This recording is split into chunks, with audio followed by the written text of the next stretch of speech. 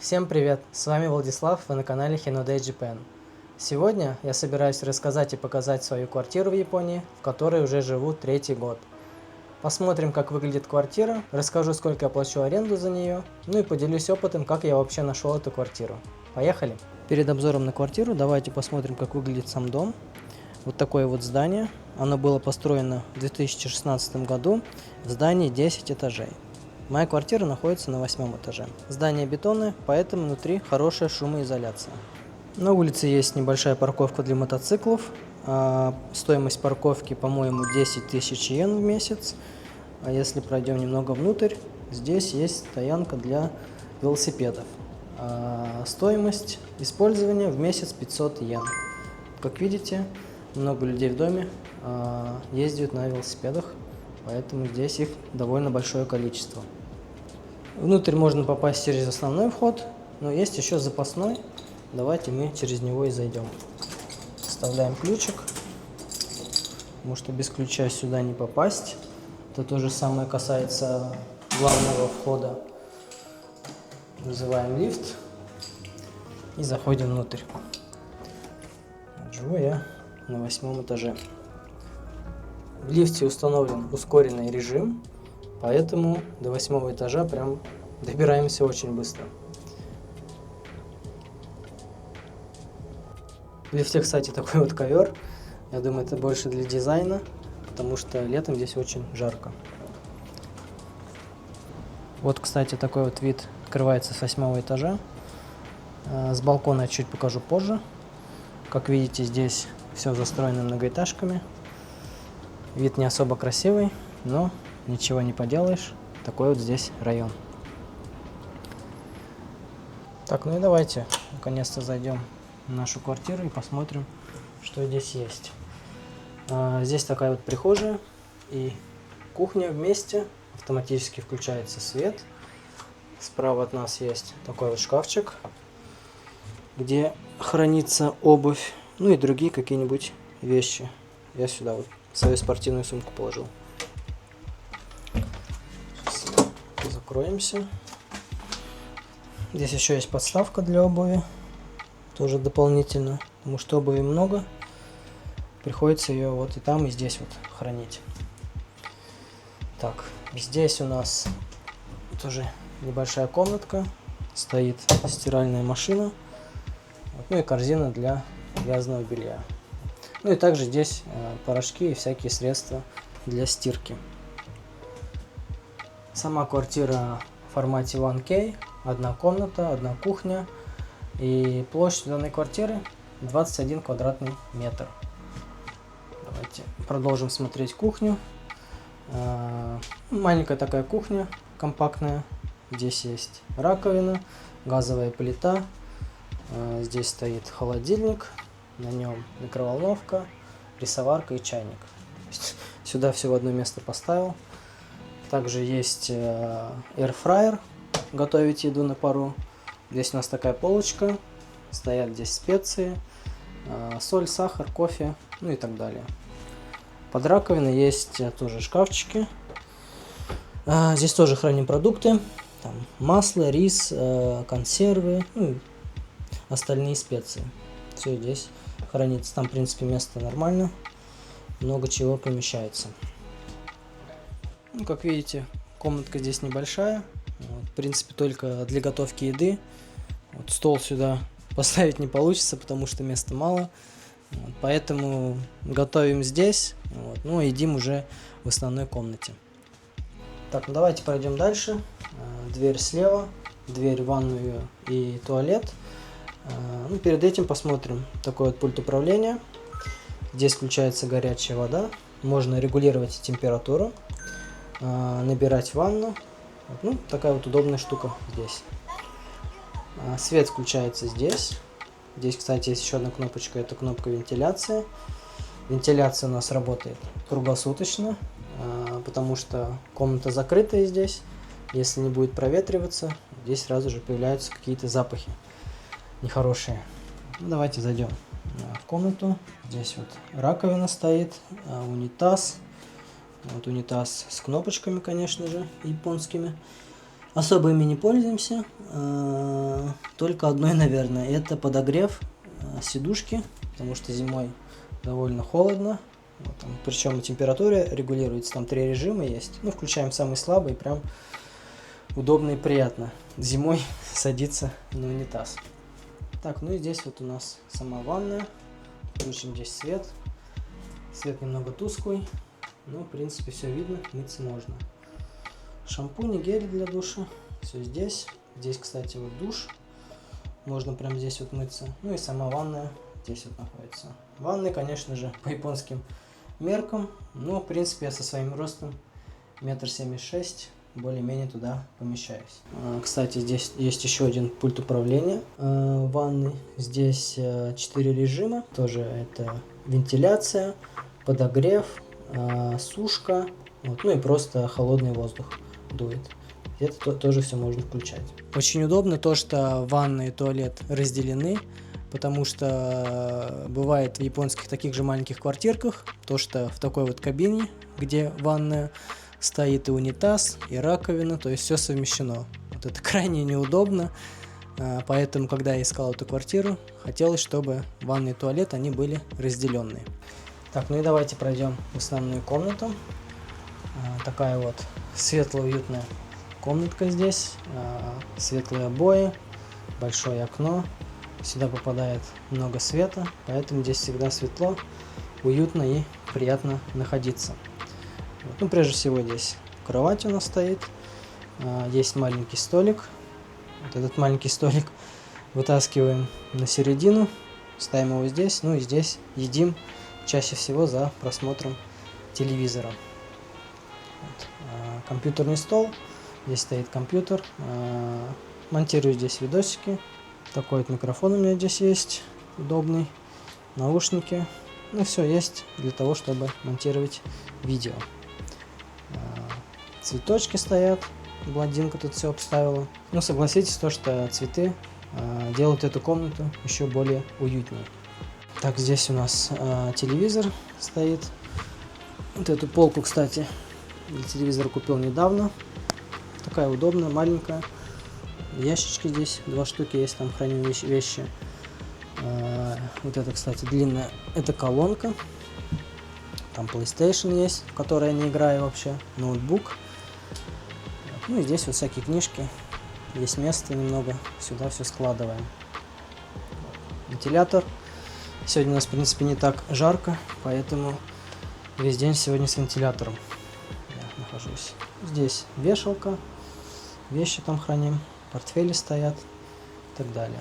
Здесь, кстати, вот есть такой шкаф, встроенный в стену. Тоже здесь храним вещи. Висят футболки, рубашки, куртки. Там есть полки внизу. Здесь наверху у нас хранятся вещи. Много из них ненужные. Вот. По-хорошему, конечно, нужно выкинуть. Просто никак руки не доходят. Так, ну давайте посмотрим последнее место нашей квартирки. Это балкон. Здесь такая вот сеточка. Открываем ее и попадаем на балкон. Что здесь есть? Внешний блок кондиционера, лестница для экстренных случаев при пожаре либо землетрясении. Эту крышку просто открываешь, ну и можно вниз спускаться. Здесь что я делаю? Ну, чаще всего сушу вещи. Такие 2 штуки здесь есть. Не открываются. Здесь еще одна есть. У нас есть такая трубка. Ее оставляю. Ну и здесь вывешиваем вещи для сушки. По виду. Вид тоже на многоэтажке открывается. В принципе, ничего интересного. Но иногда просто можно понаблюдать, как идут люди, как проезжают машины. Ну, иногда в той стороне видно, как садится солнце. Такое вот место здесь. Ну и давайте, наверное, расскажу самое интересное. Сколько же стоит арендная плата этой квартиры. Плачу я за эту квартиру 85 тысяч йен в месяц, плюс коммунальные услуги. Вот 70 тысяч это сама квартира, 15 тысяч услуги консьержа. Коммуналка это свет, газ, вода. За воду, кстати, нужно платить раз в 2 месяца. Каждый вид услуги стоит где-то 2-3 тысячи йен. Ну, в зависимости от сезона, конечно. Ну и в целом получается где-то 90 тысяч йен обходится мне проживание в данной квартире. Ну, на самом деле я бы сказал то, что квартира небольшая, довольно маленькая, вообще рассчитанная на одного человека, хотя и живем мы здесь вдвоем. Но большую часть времени либо работаем, либо еще где-нибудь находимся. Так, в квартире я бы не сказал, что прям часто бываем, кроме выходных. Но в целом здесь жить вдвоем я бы не сказал то, что тесно и некомфортно. Я думаю, многие знают то, что я живу в городе Йокогама. В принципе, в данном городе можно снять за такие деньги более попросторнее квартиру. Но выбрал это здание, потому что здесь, в принципе, от метро недалеко. Район здесь тихий, спокойный, а много магазинов рядом. До самой Йокогамы 10 минут всего лишь на поезде ехать. Рядом есть порт Минато Мирай. Большая такая оживленная площадь и набережная, где можно погулять, и часто там проводятся различные мероприятия. Ну и в целом, мне это место нравится.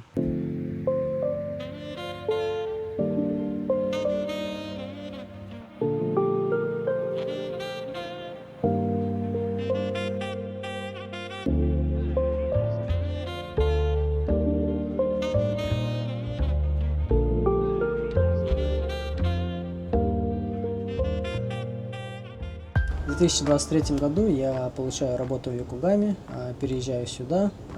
На первое время себе снимаю квартиру в соседнем городе, это город Кавасаки, так как нашел там квартиру дешевую, платил за нее, по-моему, всего лишь 40 тысяч йен, пожил там всего лишь 3 месяца, по-моему, потому что квартира была не в хорошем состоянии, район был там тухлый. Вообще ничего не было рядом, магазины тоже были далеко. Ну и самое главное, до работы было добираться далековато, почти что 1,5 часа я добирался до офиса. Ну и решил, что надо менять обстановку, начал искать себе другую квартиру. Обратился в агентство Live Max, оно называется, недалеко от станции Йокогама. Помню то, что до переезда уже начал посматривать другие квартиры в интернете, на сайтах, где квартиры сдаются. Приметил там уже одну квартирку, более-менее подходящую. Забронировал экскурсию туда. Ну и сразу же мне там сотрудники с агентства позвонили, сказали так и так, квартира сдается, приходите к нам в агентство, мы вас свозим туда и покажем. Я помню то, что где-то через день, через два после работы поехал к ним. Пришел, сказали, что квартира эта свободная, можем съездить посмотреть. Накидали мне, кстати, еще вариантов, где-то 5-6, подходящих под мои условия. Ну и мы с сотрудником сели в машину и поехали смотреть квартиры, которые могли бы подойти мне. Кстати, первая квартира, которую я нашел сам в интернете, мне не понравилась. Не помню почему. Что-то он мне сказал, там что-то далеко, что ли, до станции, либо еще что-то. Там что-то неудобно было. Поэтому сразу же от нее отказался.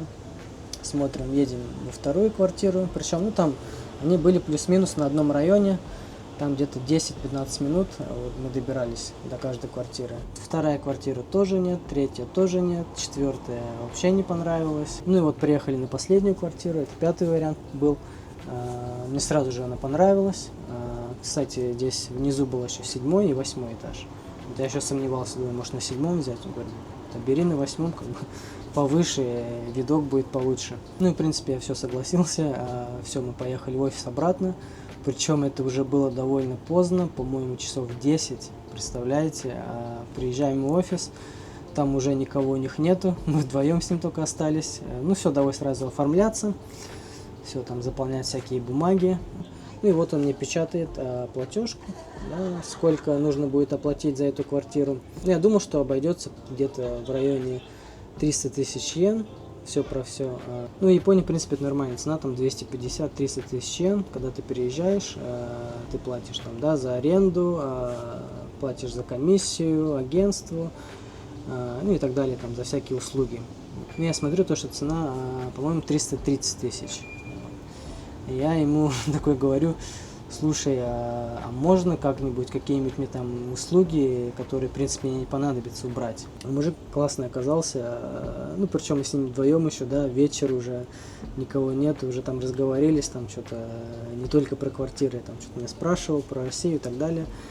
Разговорились, в общем, ну и вот ему на этой ноте говорю, слушай, давай, может, что-нибудь там поменьше сделаем, там, ну, потому что какие-то услуги реально, если я ими не собираюсь пользоваться, зачем они мне? Вот. Ну и он берет эту бумажку и такой, вслух прям такой начинает сидеть и говорить, так, говорит, это вычеркиваем, так это нафиг не надо, это вообще зачем здесь написано?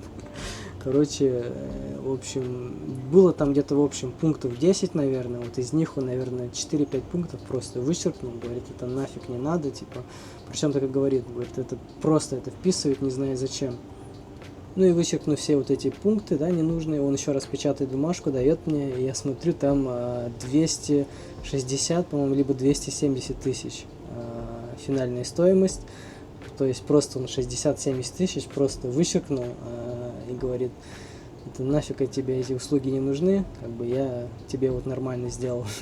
А услуги там были типа антибактериальная чистка комнаты за 30 тысяч йен, 24-часовая поддержка дома, ну то есть там если что-то случается, там сломалось, можно звонить в любое время, то есть такого вида услуги, когда все это вычеркнул, говорит, это зачем. Причем зачем мне вот эта чистка, да, если там уже еще один пункт был, что квартира и так будет чистой, то есть мне уже в любом случае бы помыли, все здесь вычистили.